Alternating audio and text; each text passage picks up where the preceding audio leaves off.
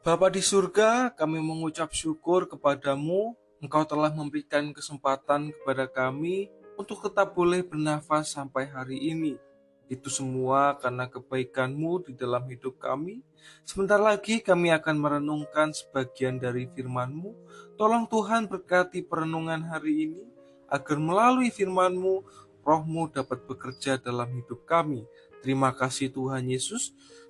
Di dalam namamu kami telah berdoa. Amin.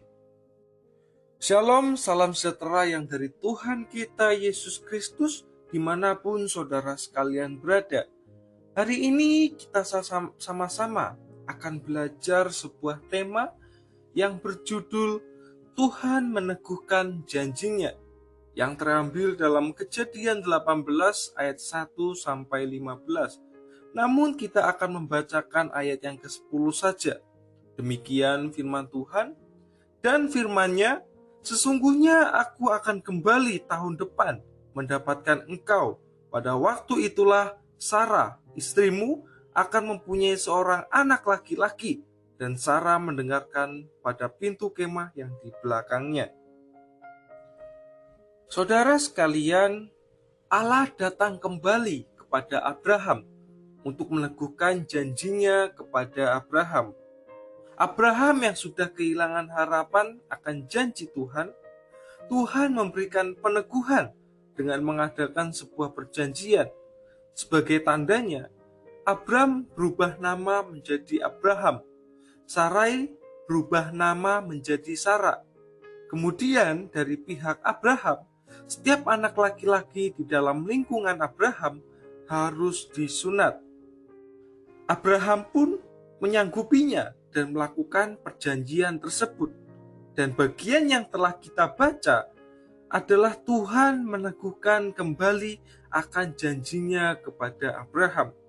Ketika Tuhan datang kembali 1 tahun lagi, Sarah akan melahirkan seorang anak laki-laki. Janji ini membawa pengharapan yang besar di tengah-tengah kebimbangan Abraham dan istrinya Sarah. Mereka sudah merasa putus asa dan tidak berpengharapan lagi akan memiliki seorang anak. Namun ketika Tuhan datang menjumpai mereka dan berkata, sesungguhnya aku akan kembali tahun depan mendapatkan engkau. Pada waktu itu Sarah istrimu akan mempunyai seorang anak laki-laki, membawa sebuah pengharapan. Saudara sekalian, apa respon Sarah terhadap janji Tuhan ini? Pada bagian selanjutnya dikatakan bahwa adapun Abraham dan Sarah telah tua dan lanjut umurnya, dan Sarah telah mati haid.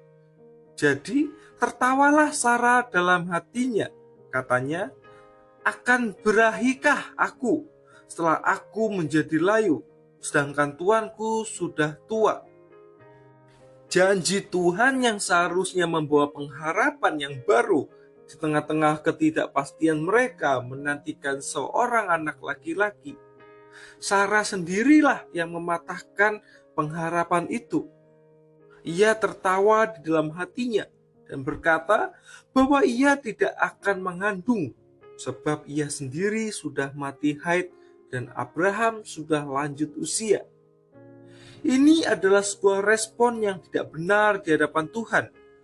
Respon yang tidak menghormati dan menghargai janji yang diberikan Tuhan kepada mereka.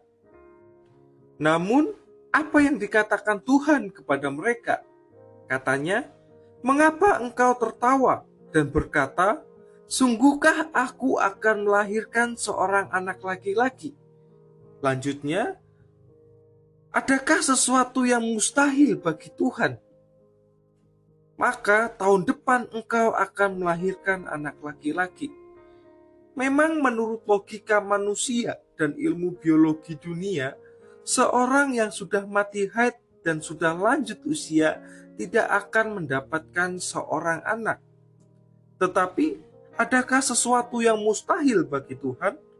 Adakah sesuatu yang tidak dapat Tuhan lakukan untuk mereka? Bagi Tuhan tidak ada yang mustahil untuk dilakukan dan dikerjakan. Jika Tuhan berkata, "Kamu akan melahirkan seorang anak," maka mereka akan mempunyai seorang anak laki-laki. Jika Tuhan berkata, "Tahun depan kamu akan menggendong seorang anak laki-laki," maka tahun depan juga mereka akan mendapatkan seorang anak laki-laki. Walaupun Abraham sudah lanjut usia dan Sarah sudah mati haid, tidak ada yang mustahil bagi Tuhan. Saudara sekalian, hari ini kita sama-sama telah belajar bahwa Tuhan telah berjanji kepada setiap kita, orang yang percaya kepadanya, mendapatkan pemeliharaan dan penyertaan dari Tuhan. Mungkin secara logika kita sebagai manusia, janji-janji Tuhan seolah-olah mustahil untuk terjadi, sehingga membuat kita menjadi orang yang hilang harapan dalam menjalani kehidupan ini, tanpa arah dan tanpa tujuan yang jelas dalam menjalani kehidupan ini. Namun firman Tuhan berkata bahwa tidak ada yang mustahil bagi Tuhan. Tidak ada perkara yang mustahil untuk dikerjakan Tuhan. Jika Tuhan Yesus berkata, "Aku akan menyertai engkau," maka sejak saat itulah Tuhan Yesus akan menyertai kita sampai selama-lamanya. Baik kita dalam keadaan susah, senang, duka, suka, sehat, sakit, kaya, miskin, maupun tua dan muda, Tuhan akan menyertai kita dan menepati janji-janji yang telah diberikan kepada setiap kita yang berpengharapan kepadanya. Amin untuk firman Tuhan.